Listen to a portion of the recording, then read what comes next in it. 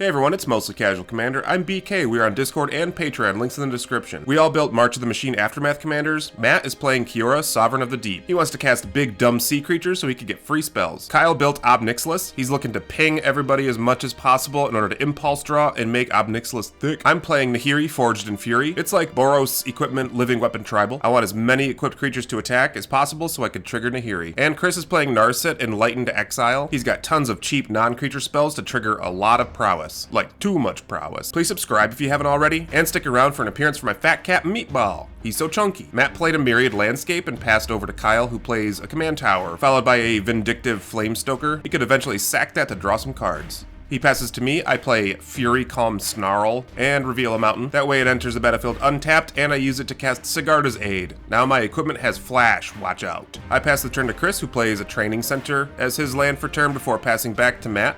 He drops a tapped Breeding Pool. He's not in a hurry. Over to Kyle. He plays a mountain as his land, and casts Fire Diamond, entering the battlefield tapped, and triggering his Vindictive Flamestoker. He moves to combat, pinging me for 1. On my turn, I drop a mountain myself, and then I cast Arcane Signet. With nothing left to do, I pass the turn back over to Chris. He draws and plays a Sacred Foundry, and pays 2 life to have it entered untap. He casts Third Path Iconoclast. This thing could make him a bunch of soldier tokens when he casts non-creature spells.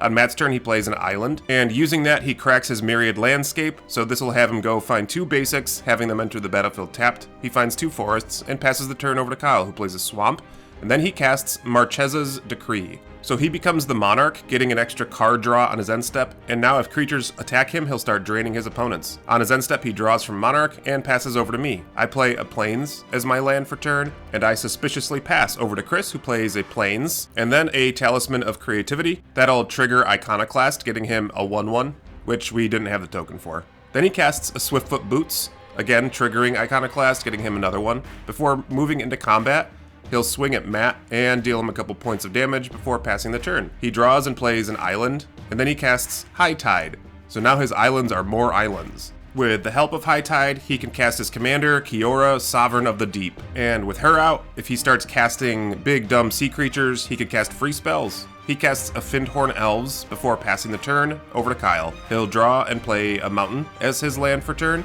and then he casts Naheb the Eternal. That has the potential to give him a bunch of mana on his second main phase. On his end step, he draws, and I flash in Kemba's Banner. That's a nice little anthem for equipped creatures, and it comes with a 2/2 Rebel that it's attached to. Then onto my turn, I draw, and then I play Forging the Tyrite Sword. So right now, I'll get a treasure. It can make me another treasure later, as well as find Halvar or an equipment. I'm not mad about it. I don't really have any good attacks, so I pass the turn over to Chris. He plays Path to Exile, targeting Kyle's Naheb. This triggers his Iconoclast, getting him another 1/1 as well. And Kyle also gets to go find a land and put it on the battlefield. Following that, Chris casts See the Truth. This would do more work if it's cast with Narset from the graveyard, for an example, but right now he gets to look at the top 3, keep 1, and bottom the other 2. He gets a 1/1, and Kyle had some questions about the strategy of my deck. This is an Auras deck, not an equipment But deck. she has affinity for equipment. Nope.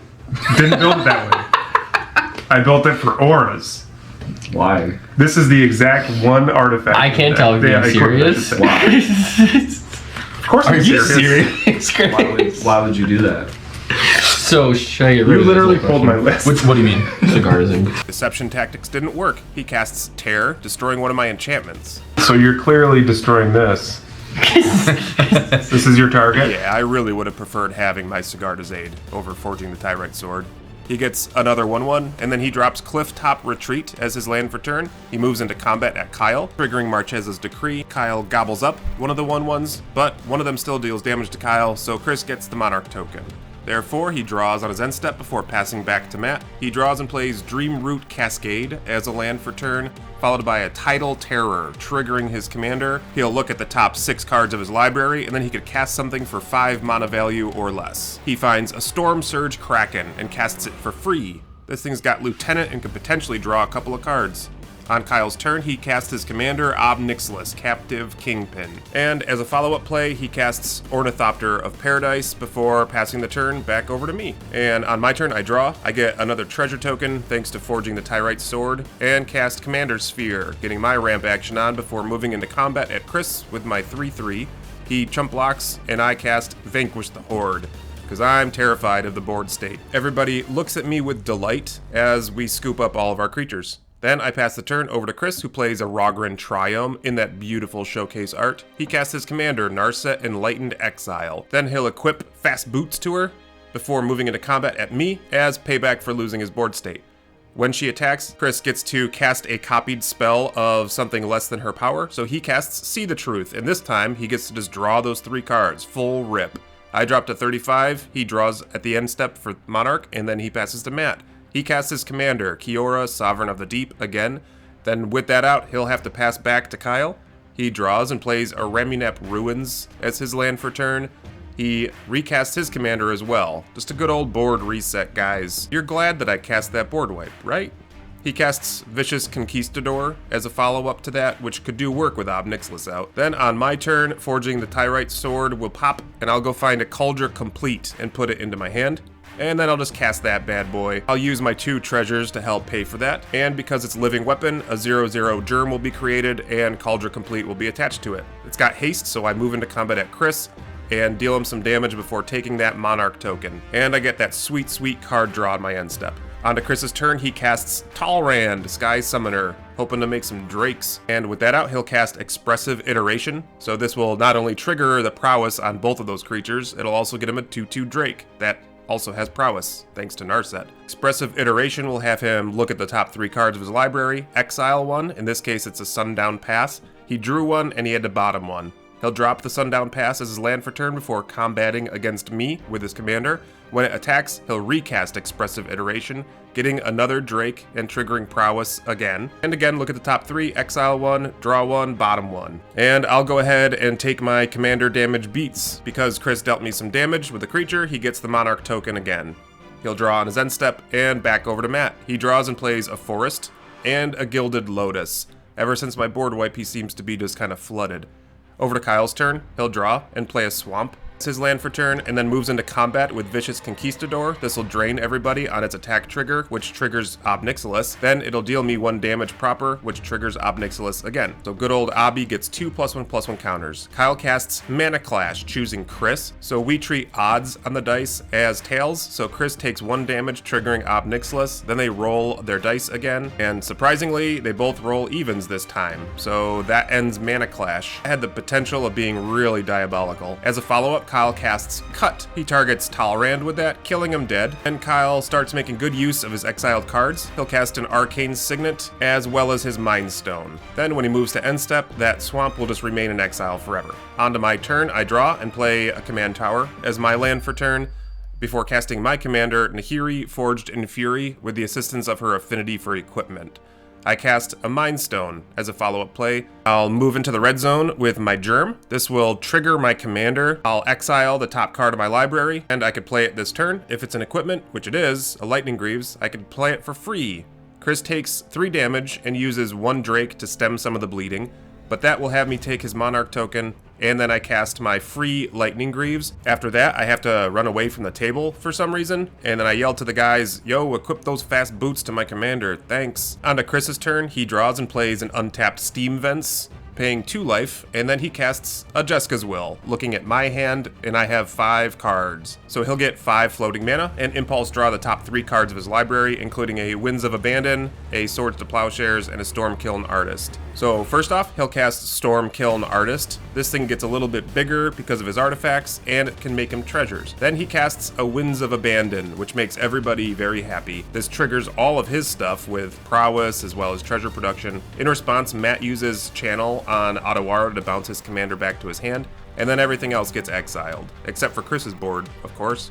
Using the treasure, he casts Expedite, again, triggering prowess, as well as making another treasure. This makes Stormkiln Artist hasty, and he moves into combat, swinging 1 creature at each of his opponents. He gets drained by attacking Kyle, but he gets to cast a Preordain thanks to his commander on the attack. And this again triggers all the prowess on his creatures. But before damage, Kyle casts Wild Magic Surge, targeting Stormkiln Artist, so it's kind of like a Chaos Warp. But here, it'll destroy Stormkiln Artist, and then Chris gets to look at the top cards of his library until he finds a replacement creature, and he finds a Monastery Swiftspear, a hasty prowessy thing. And with that all cleaned up, we'll go ahead and take our beats. Chris dealt me damage, so he'll grab that Monarch token, and his Swords to Plowshares just remains in exile. He draws on his end step before passing to Matt, who plays another Forest. Poor Matt's a bit flooded. He casts Arcane Signet as well, because he need that. Kiora re-enters his battlefield from his hand, and then he'll pass the turn over to Kyle. He doesn't love the options in his hand, so he cracks Mind Stone, drawing another card before casting his commander again, Nixilis, Captive Kingpin. And then he'll play a Swamp as his land for turn before passing it over to me. I play Plains as my land, and I cast Bruenor, Battle Hammer. He's great. He pumps my equipped team, and I could pay 0 for the first equipment that I equip. I cast Danitha Capation, Paragon, as a follow-up, and then thanks to Bruenor, I get to equip my Cauldron Complete onto Danitha for free. I then equip Fast Boots onto Bruenor, and then I move into combat at Chris, still eyeballing that Monarch token. But before damage is dealt, he casts a single target Cyclonic Rift, and he actually targets my Cauldron Complete, which is fair. I mean, it does a lot of work and it's expensive to cast. So he'll still take some beats and drop down to 13. I gain a little bit of life off of Danitha, significantly less because she doesn't have Cauldron Complete anymore. And I got that Monarch token I drew on my end step. On Chris's turn, he plays a Mountain, and then he casts Ledger Shredder. This bird really hates paper. There's actually a cute little ruling for it on the Gatherer database that says don't put it near important documents. He casts Jeskai Ascendancy. This triggers his Ledger Shredder, so he'll connive, drawing a card and then discarding one, getting it a +1/+1 counter because it was not a land. As a follow-up, he casts Veyren, Voice of Duality. So now all of his triggered abilities like Prowess will trigger again. He moves into combat, again sharing some love, attacking each one of his opponents. On the attack, he'll recast Path to Exile, clearing the only blocker defending me from certain death. Track your prowesses, please. Okay, 3. This gives a counter 2. And Monastery gets an additional Prowess. So 2. Yeah. No, it's not everything. So let's do this. +2. Second spell does +4. However, it's going to be an additional one because it's when you cast a non-creature spell. I have to have double prowess, so it's a normal prowess. This is a +4/+4, +3, and then this is +4. So yeah. Yeah, +4. Matt's No, yeah, +4. cracking, yeah. No, he said +6.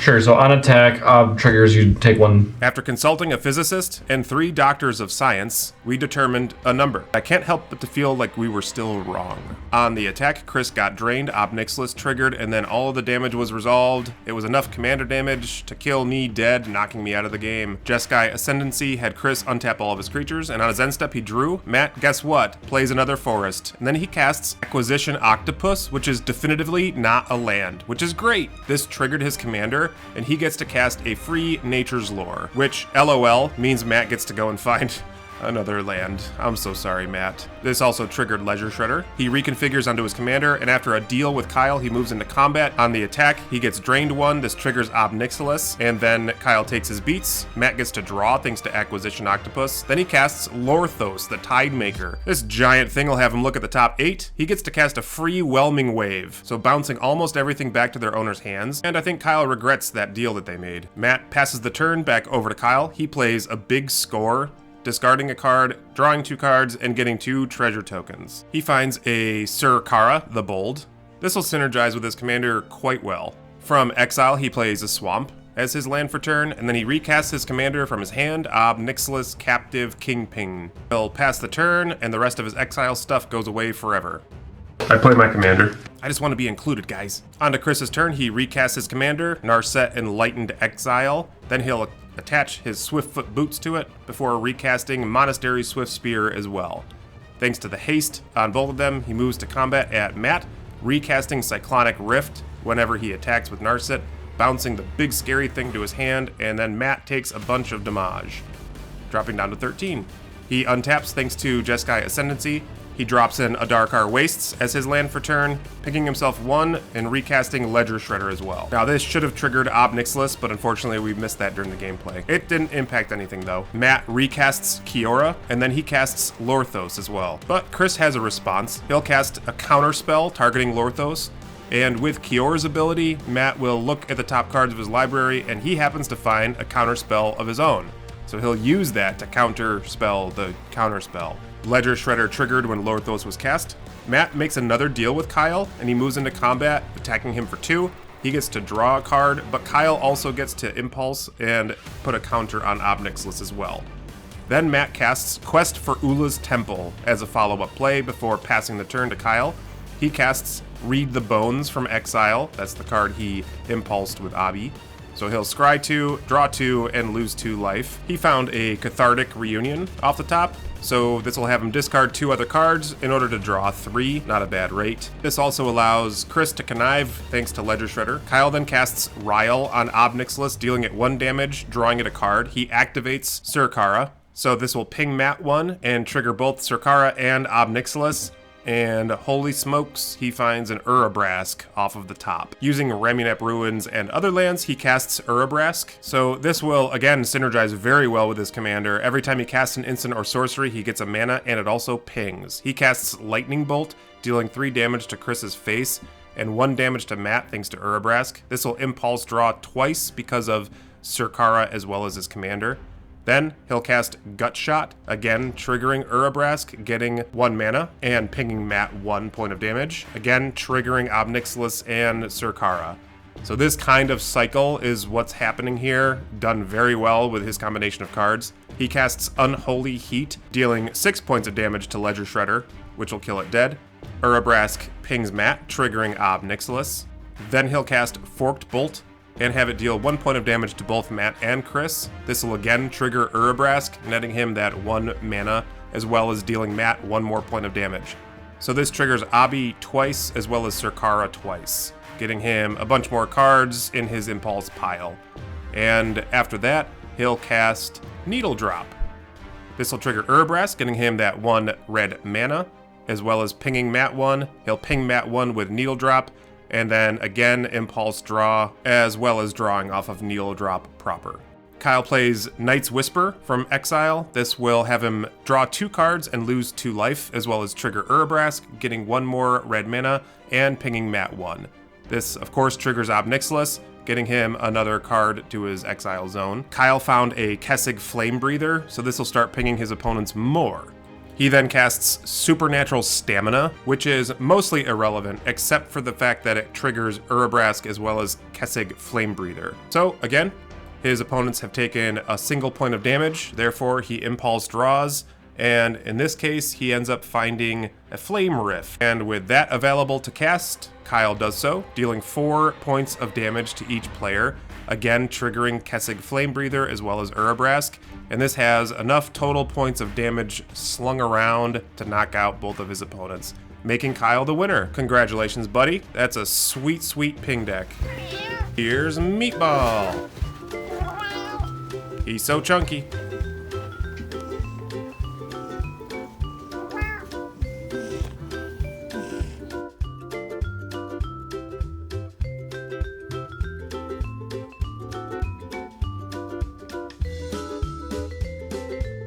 Well, there you have it. That's the game. Let us know what you thought about these March of the Machine Aftermath commanders. What did you like? What didn't you like? You could check out the deck lists in the description. If you haven't already, please subscribe. And as always, thank you for watching.